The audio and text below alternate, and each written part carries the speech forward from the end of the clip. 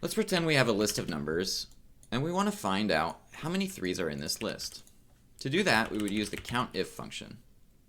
We'd highlight the list of numbers that we want to look at, and we would follow it with our criteria.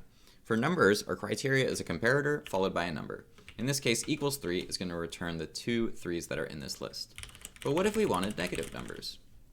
In this case, we would do COUNTIF, highlight the list of numbers, and our comparator would be less than 0. And we would find that there's 3 negative numbers in this list. But COUNTIF is useful for more than just numbers. Let's consider this population of people.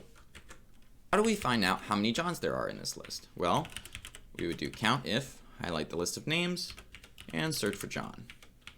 Notice how I put John in all capital letters here. It doesn't actually matter what the capitalization is, and it'll return 3 just the same. Now what if we wanted to find the number of names that started with A? We would do a similar thing here. Highlight the list of names, and do A asterisks.